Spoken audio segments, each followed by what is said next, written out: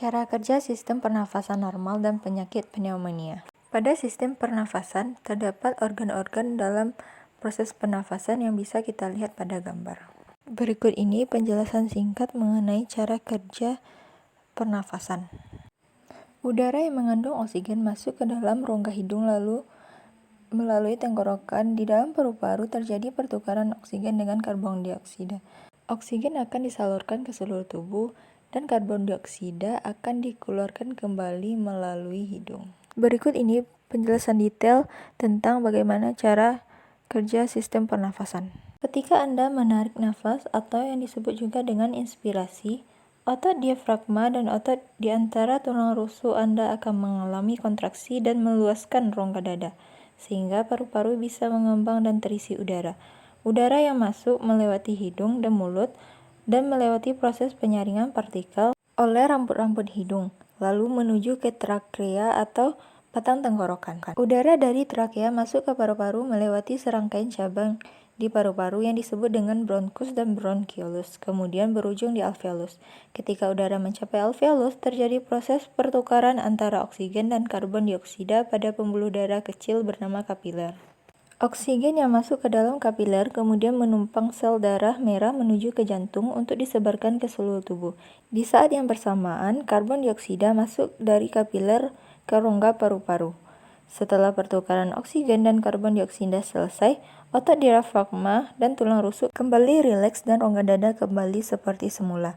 Udara yang mengandung karbon dioksida pun terdorong dari alveolus menuju ke bronkus, bronkiolus, trakea hingga keluar melalui hidung. Bagaimana jika salah satu organ pernafasan mengalami kerusakan? Salah satu contohnya yaitu penyakit pneumonia pada paru-paru.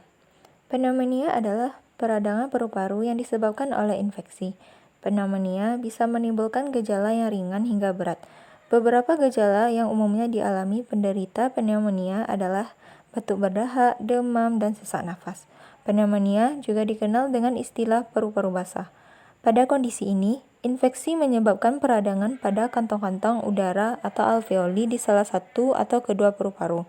Akibatnya, alveoli bisa dipenuhi cairan atau nanah hingga menyebabkan penderitanya sulit bernafas. Pneumonia dapat dicegah dengan beberapa cara diantaranya. Yang pertama, menjalani vaksinisasi. Yang kedua, memperkuat daya tahan tubuh, misalnya dengan mencukupi asupan nutrisi. Yang ketiga, menjaga kebersihan diri, misalnya rajin mencuci tangan dan tidak menyentuh hidung atau mulut dengan tangan yang belum dicuci. Yang keempat, tidak merokok. Yang kelima, tidak mengonsumsi minuman beralkohol. Dan yang keenam, menjaga jarak dengan orang yang sedang sakit, batuk, atau pilek. Pneumonia akibat infeksi bakteri akan ditangani dengan pemberian antibiotik. Selain itu, dokter juga akan memberikan beberapa obat pneumonia lainnya untuk meredakan gejala yang muncul seperti obat batuk, obat penurun demam, dan obat pereda nyeri. Gejala umum yang sering terjadi jika kita terkena pneumonia yaitu yang pertama batuk, yang kedua demam, yang ketiga sesak nafas, yang keempat menggigil, dan yang kelima kelelahan. Pneumonia termasuk ke dalam penyakit pada sistem pernafasan yang akan menimbulkan akibat yang fatal. Maka dari itu kita harus menghindari segala penyebab yang menimbulkan pneumonia agar sistem pernafasan kita berjalan dengan normal tanpa ada gangguan.